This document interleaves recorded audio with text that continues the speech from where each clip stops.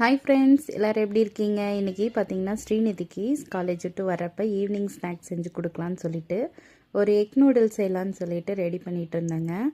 என்னென்ன பண்ணியிருக்கேன்னா carrot, beans, பார்த்திங்கன்னா இஞ்சி பூண்டு பேஸ்ட்டு அதெல்லாம் எடுத்து வச்சுருக்கேங்க. இப்போ ஒவ்வொன்றா போடுறத காட்டுறேன். இப்போ வடைச்சட்டியில் ஒரு 4 முட்டை உடச்சி ஊற்றிக்கிட்டேங்க. இந்த முட்டைக்கு லைட்டாக உப்பு போட்டுக்கிட்டேன். கொஞ்சம் நல்லா பெரட்டி விட்டுட்டு கொஞ்சம் பெப்பர் தூவி நல்லா பெரட்டி ஒரு தட்டில் எடுத்து வச்சிட்டேங்க. அதுக்கப்புறம் பார்த்திங்கன்னா வடைச்சட்டியில் கொஞ்சம் எண்ணெய் ஊற்றி பட்டை, சோம்பு, கிராம்பு இதெல்லாம் போட்டு அதுக்கப்புறம் பார்த்திங்கன்னா வெங்காயம் போட்டேன். பெரிய வெங்காயம் ஒன்று கட் பண்ணி வச்சுருந்தேங்க, அதையும் போட்டாச்சு. ஒரு ஸ்பூன் இஞ்சி பூண்டு பேஸ்ட்டு போட்டிருக்கேங்க. அப்புறம் ஒரு தக்காளி அறுத்து போட்டிருக்கேங்க.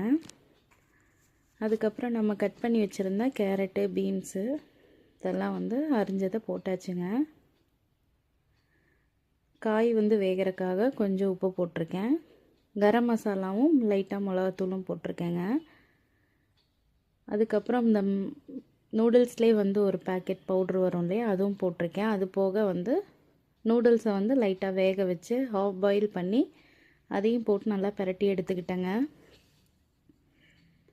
அதுக்கப்புறம் நம்ம முட்டை ஏற்கனவே ஒரு பிளேட்டில் எடுத்து வச்சுருக்கோம் இல்லையா, அதையும் போட்டாச்சு.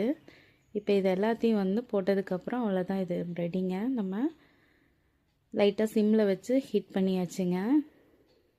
இப்போ பார்த்திங்கன்னா இப்படி தான் எனக்கு வந்துருந்துச்சு. அவ்வளோ டேஸ்ட்டாக இருந்துச்சுங்க. ஸ்ரீநிதி கொண்டே கொடுத்தேன்.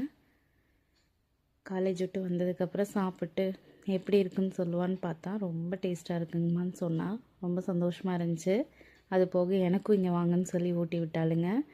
இப்படி தான் நம்மளோட எக் நூடுல்ஸ் வந்துருந்துச்சு. இந்த வீடியோ பிடிச்சா லைக் பண்ணுங்கள்.